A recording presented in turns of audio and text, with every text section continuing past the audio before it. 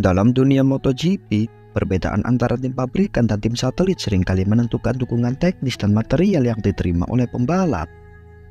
Namun, KTM memutuskan untuk menghapus perbedaan tersebut untuk musim MotoGP 2025 dengan menerapkan pendekatan baru yang revolusioner. Langkah ini melibatkan 4 pembalap mereka, Brad Binder, Pedro Acosta, Maverick Viñales, dan Enea Bastianini yang akan mereka perlakukan setara tanpa memandang status mereka sebagai bagian dari tim pabrikan atau satelit. Dengan pendekatan ini, KTM berupaya memperkuat posisi mereka di arena balap dengan harapan dapat mengungguli dominasi Ducati yang saat ini merajai MotoGP. Strategi ini telah menarik perhatian dunia balap, terutama karena Maverick Viñales dan Enea Bastianini setuju untuk bergabung dengan tim KTM Tech 3 untuk musim depan. Mereka yakin bahwa dukungan teknis yang setara dengan yang diterima oleh Brad Binder dan Pedro Acosta di tim utama akan meningkatkan performa Viñales dan Bastianini.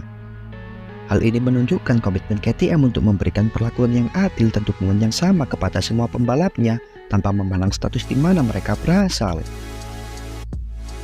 Whit Barer, kepala divisi motorsport KTM, menjelaskan bahwa keputusan ini bertujuan untuk menciptakan tim yang lebih kompetitif. Kami merasa ini waktu yang tepat untuk memberikan penamaan yang berbeda. Proyek kami akan menjadi paling kuat ketika didukung oleh 4 pembalap Red Bull KTM yang setara, ujar Barer. Dia juga mengungkapkan kebanggaannya terhadap mitra mereka Red Bull yang terus mendukung visi ini dan melihat semua pembalap sebagai bagian dari tim yang sama. Pendekatan ini tidak hanya menyangkut status dan penamaan, tetapi juga memastikan bahwa semua pembalap akan menerima dukungan teknis yang setara. Baik Bastianini maupun Viñales yang akan membela tim KTM Tech 3 akan mendapatkan spesifikasi motor yang sama, upgrade komponen, dan jumlah teknis yang sama seperti halnya Binder dan Acosta. Kami sudah berbicara dengan keempat pembalap tentang bagaimana kami akan bekerja di masa depan. Kami akan memberikan 4 motor identik, Barer menegaskan.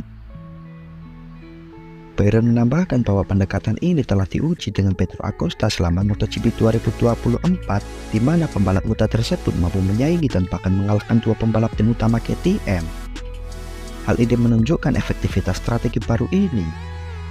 Kami akan mengombinasikan setiap pembalap dengan lingkungannya, dan kemudian memberikan material yang identik sejak awal musim, jelasnya. Dengan strategi ini, KTM berharap dapat lebih kompetitif dan mampu bersaing dengan Ducati yang saat ini mendominasi MotoGP. Namun, Barer juga menyadari bahwa nantinya mungkin ada satu pembalap yang akan menjadi preferensi atau bisa disebut kapten dalam pengembangan motor.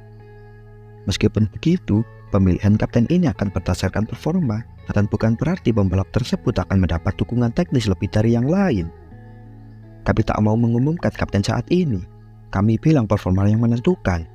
Semua akan mendapat dukungan penuh, jadi bukannya hanya memberikan satu part baru untuk satu orang saja, ungkap Barer. Pada akhirnya, pendekatan ini diharapkan dapat menciptakan sinergi yang kuat di antara para pembalap KTM, menjadikan mereka lebih kompetitif di setiap balapan dan memungkinkan mereka untuk menantang tim lainnya di MotoGP. Akan ada saatnya ketika seorang pembalap mungkin mendapat sesuatu yang baru dan lebih baik, tapi itu berdasarkan performa dan ranking, kapten yang tertinggi dalam ranking, dan seterusnya, Barer menambahkan. Dengan langkah berani ini, KTM tidak hanya menunjukkan inovasi dan strategi tim, tetapi juga komitmen untuk meraih kesuksesan yang lebih besar di masa depan. Apakah inovasi kali ini akan membuat KTM menjadi pabrikan yang lebih kuat, atau malah sebaliknya? Tulis pendapat kalian di kolom komentar. Sekian dulu video kita kali ini, dan jangan lupa untuk tinggalkan like dan subscribe untuk konten-konten lainnya. Bye-bye.